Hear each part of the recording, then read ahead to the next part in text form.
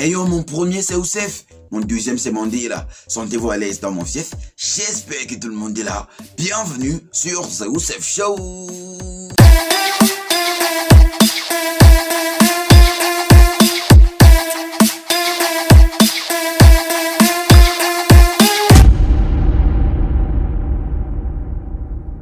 Hey yo le clan, bienvenue dans The Oussef Show, le podcast où on parle sans langue de bois des histoires, des clashs et des vérités cachées au fin fond du rap game. Et aujourd'hui, on s'attaque à un sujet brûlant, Booba contre tout le monde. Parce qu'on ne va pas se mentir, le duc de Boulogne a plus d'ennemis que la plupart des rappeurs ont des hits. Booba, c'est pas juste un artiste, c'est une institution, un média, un troll professionnel, un stratège hors pair. Mais comment un seul mec a réussi à se mettre à dos presque tout le rap français tout en restant au sommet? Nous le découvrirons dans cette vidéo. Accroche-toi, on va décortiquer tout ça. Chap. On parle de 1996, Lunatique, La Crimpée et cette aura sombre, réaliste qui tranche avec le rap de l'époque. Déjà là, Booba se démarque. Pas de morale, pas de posture politique, juste du vécu, de la froideur et une plume chirurgicale. En solo, il débarque avec Temps mort et là, boum! C'est la naissance du Booba moderne. Ego trip, luxe, provocation. Et qui dit provocation dit forcément conflit. C'est la guerre des trônes. Deux mecs, deux visions du rap.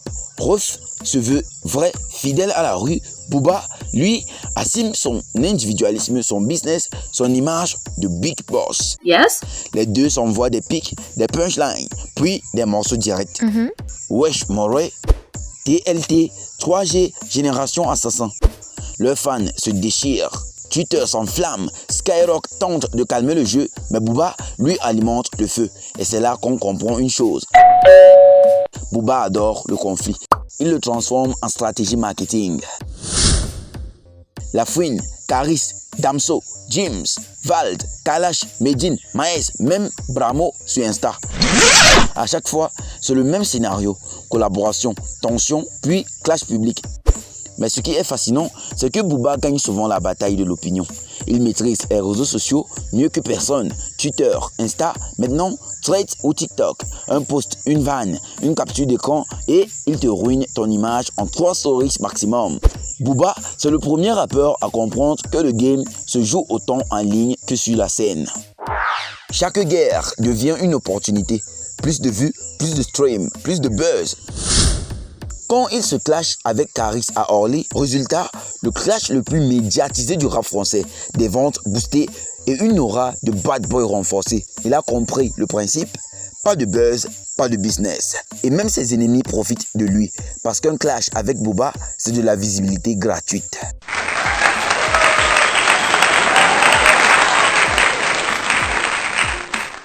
Booba, c'est un mec qui n'oublie jamais. Il découpe, il coupe, il bloque, il expose et il détruit. Certains disent qu'il est devenu parano, d'autres qu'il protège juste son trône. Parce qu'au fond, Booba, c'est le dernier roi d'une époque où le rap était une guerre d'ego. Aujourd'hui, les nouveaux font des feats, des TikTok, du love. Lui, il fait des diss tracks et des stories assassines. Et bizarrement, c'est pour ça qu'on le regarde encore jusqu'aujourd'hui. C'est pas juste de la haine, c'est du spectacle, une forme d'art. Le mec a transformé le rap game en série Netflix avec lui dans le rôle du méchant charismatique. Et tant qu'il y aura des rappeurs à clasher, le duc ne prendra jamais sa retraite. Parce que Booba, c'est pas juste un rappeur, c'est le système solaire autour duquel tourne tout le rap français. Tu penses que Booba est un génie ou juste un troll de luxe? Balance ton avis en commentaire, abonne-toi et on se retrouve à très vite pour un nouvel épisode de The Oussef Show. Yes. Ciao.